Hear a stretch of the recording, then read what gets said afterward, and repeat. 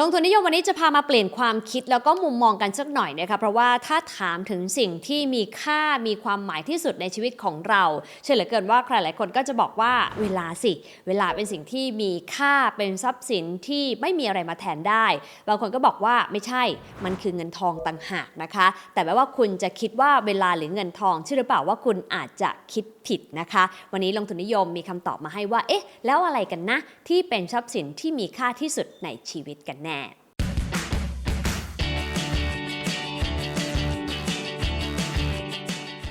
วันนี้อยากจะชวนคิดนะคะว่าเวลาเราพูดถึงสิ่งที่มีค่าที่สุดในชีวิตนะคะเราอาจจะมองว่าเป็นเรื่องของเวลาเป็นเรื่องของเงินทองนะคะหรือบางคนก็บอกว่าเป็นเรื่องของความสัมพันธ์นะคะจริงๆแล้วมีอยู่หนึ่งอย่างนะคะที่เรายังไม่เคยพูดถึงกันแต่ว่าถูกพูดถึงผ่านนักคิดคนหนึ่งค่ะคนนี้เขาชื่อว่านาวาราวิกันนะคะซึ่งเขาเป็นนักคิดรุ่นใหม่ชาวอเมริกันเขาบอกแบบนี้นะคะว่าจริงๆแล้วเนี่ยเวลาเราพูดถึง currency of life หรือว่าสิ่งที่มีค่ามากที่สุดในชีวิตเนี่ยคนส่วนใหญ่มักจะคิดถึงเงินทองหรือบางคนก็จะคิดถึงเวลานะคะพูดถึงเรื่องเงินก่อนละกันเรื่องเงินเนี่ยนะคะเขาบอกแบบนี้บอกว่าลองไปถามมหาเศรษฐีหรือว่าคนที่รวยๆดูสิอย่างเช่นวอร์เรน บัฟเฟตต์หรือว่าทางด้านของไมเคิลบลูมเบิร์กนะคะสองคนนี้เป็นคนที่มีความมั่งคั่งมหาศาลเลยค่ะนาวาบอกว่าลองไปถามสองคนนี้ดูก็ได้นะว่าเงินมหาศาลที่เขามีอยู่เนี่ยสามารถซื้อชีวิตของเขา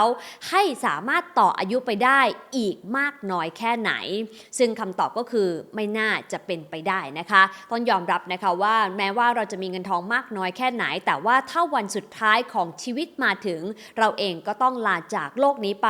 ไม่มีอะไรที่จะฝืนกฎธรรมชาติได้เช่นเดียวกับคนที่เป็นมหาเศรษฐีไม่ว่าจะเป็นแสนล้านหมื่นล้านก็ตามแต่นะคะเขาก็เลยบอกว่าจริงๆแล้วเงินจึงไม่ใช่สิ่งที่สำคัญที่สุดในชีวิตค่ะหลายคนถามต่อถ้าแบบนั้นเงินมันซื้อเวลาไม่ได้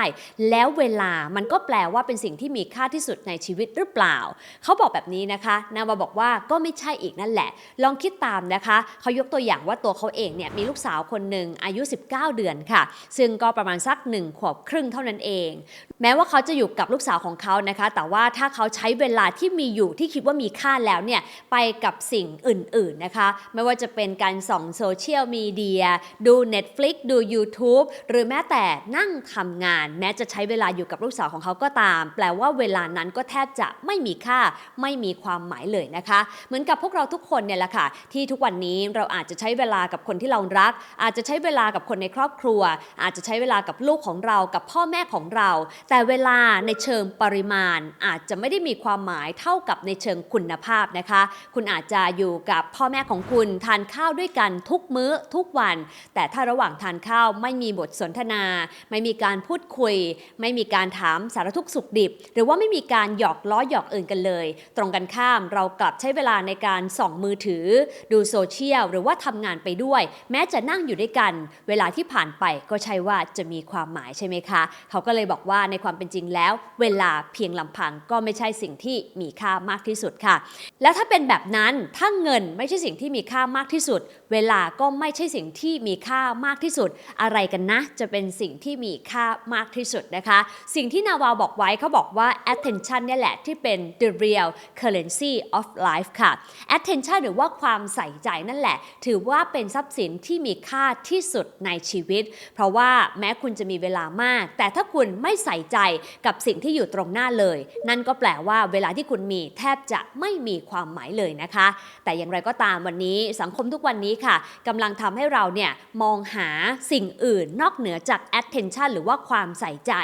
โดยเขาใช้คำภาษาอังกฤษนะคะเขาบอกว่า business as a badge of business owner หรือว่าคนหลายคนกำลังภูมิใจกับชีวิตที่ยุ่งเหยิงนะคะยิ่งเรามีตารางที่แน่นเท่าไหร่ยิ่งเรามีคิวที่ไม่ว่างเท่าไหร่นั่นแหละคือความสุขคือความหมายของชีวิตเรามากขึ้นเท่านั้นซึ่งเขาบอกว่าถ้าใครเป็นแบบนี้น่าจะเข้าสู่โซนอันตรายค่ะ นอกจากนี้นะคะเขายังบอกด้วยว่าสังคมทุกวันนี้นะคะ overrate กับการทำงานหนักมากจนเกินไปหมายความว่าเราไปให้ค่ากับคนที่ทำงานหนักจนตอนนี้แทบจะไม่เหลือความหมายหรือว่าวิญญาณในการที่จะใช้ชีวิตต่อไปเลยนะคะดังนั้นสิ่งสำคัญในวันนี้ค่ะทางด้านของนาบาลก็เลยบอกว่าอยากให้ทุกคนลองกลับมาตั้งสตินะคะแล้วลองคิดดูสิว่าคุณกำลังหลงลืมสิ่งที่มีค่าที่สุดในชีวิตของคุณไปหรือเปล่านั่นก็คือ attention หรือว่าความใส่ใจไม่ว่าจะเป็นการใส่ใจกับสิ่งที่คุณกำลังทำใส่ใจกับคนที่กำลังอยู่ด้วยใส่ใจกับเป้าหมายในชีวิตของคุณใส่ใจกับความสุขสงบที่คุณใฝ่ฝันหานะคะความใส่ใจหรือว่า attention เหล่านี้บอกได้เลยนะคะว่าไม่มีใครทำแทนเราได้นอกจากตัวเราเองคำถามคือแล้วถ้าเราเห็นแล้วว่าความใส่ใจเป็นสิ่งที่สำคัญนะคะแล้วเราจะทำอย่างไรนาวาบอกว่าให้ลองตั้ง3คำถามนี้กับตัวเองดูเพื่อทบทวนดูนะคะว่าเรากำลังเดินไปในทางที่ถูกต้องหรือเปล่าคำถามแรกค่ะก็คือวันเนี้ยเรากำลังใส่ใจอะไรในชีวิตบ้างเรากำลังให้ attention กับอะไรบ้างนะคะซึ่งบางคนบอกว่าให้ attention กับเรื่องงานและงานถ้าเป็นแบบนั้นเราอาจจะต้องกลับมาคิดใหม่นะคะว่าเรากำลังให้ attention กับสิ่งที่เราอยากจะทำจริงหรือไม่หรือบางคนนะคะอาจจะให้ attention กับหลายอย่างเหลือเกินนะคะไม่ว่าจะเป็นเรื่องงานเรื่องครอบครัวเรื่องสุขภาพของตัวเองเรื่องความสุขในชีวิตนะคะหรือว่าเรื่องการท่องเที่ยวแล้วก็เรื่องของการให้ประโยชน์กับสังคมอย่างไรก็ตามการที่มี attention มากจนเกินไปอาจจะเรียกว่า attention ได้ไม่ดีสักเท่าไหร่นักนะคะดังนั้นวันนี้คำถามข้อแรกคือลอง list attention ที่คุณมีอยู่ในชีวิตออกมาก่อนว่าคุณให้น้ำหนักกับอะไรบ้างข้อที่2นะคะลองทบทวนค่ะว่าข้อแรกที่คุณกำลังให้น้ำหนักอยู่นั้นเป็นสิ่งที่คุณอยากจะทำจริงหรือเปล่าเพราะบางอย่างนะคะที่เราให้ attention กับงานและงานเราเองไม่ได้อยากทำมันขนาดนั้นเราเองอาจจะแค่รู้สึกว่างานเป็นความภาคภูมิใจเดียวของเราแต่เราลืมบาลานซ์บางอย่างในชีวิตไปไม่ว่าจะเป็นเรื่องสุขภาพกายสุขภาพใจความสัมพันธ์หรือแม้แต่เรื่องความสุขสงบในตัวเองนะคะดังนั้นถ้าเราพอเห็นข้อแรกแล้วว่าเราให้น้ำหนักกับอะไรลองทบทวนข้อที่2ว่าแล้วเราเนี่ยอยากจะให้น้ำหนักกับอะไรกันแน่นะคะเพื่อที่เราจะได้เลือก attention หรือว่าเลือกการใส่ใจได้ถูกต้องส่วนข้อสุดท้ายนะคะก็คือสิ่งที่เราต้องเลือกแล้วล่ะค่ะว่าวันนี้ถ้าเราจะเดินหน้าต่อกับการใช้ชีวิตของเราเราจะยังทำแบบเดิมอยู่ไหม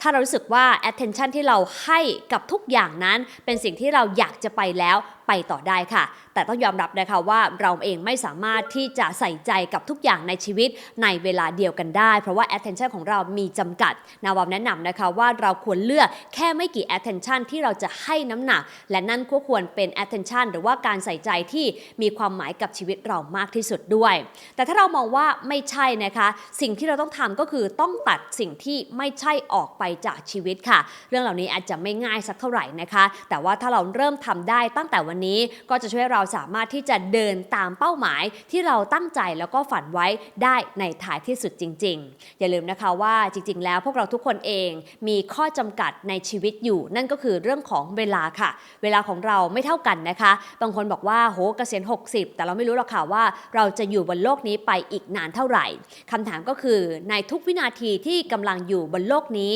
เรากำลังใช้สิ่งที่มีค่าและมีความหมายที่สุดในชีวิตก็คือ attention หรือว่าความใส่ใจของเราไปกับสิ่งที่เราอยากจะใส่ใจมันจริงหรือไม่ถ้าไม่ใช่อย่าลืมกลับมาทบทวนสักเล็กน้อยไม่ว่าจะเป็นเรื่องของการใช้ชีวิตส่วนตัวการใช้ชีวิตกับคนในครอบครัวความสัมพันธ์สุขภาพการงานการเงินหรือแม้แต่เรื่องของความสำเร็จนะคะเพราะว่าถ้าเราใส่ attention ของเราไปในสิ่งที่ถูกที่ควรแล้วก็เชื่อเหลือเกินนะคะว่าทางเดินนั้นก็จะเป็นทางเดินที่เราภาคภูมิใจไม่ว่าท้ายที่สุดเราจะถึงจุดหมายปลายทางหรือไม่ก็ตามค่ะ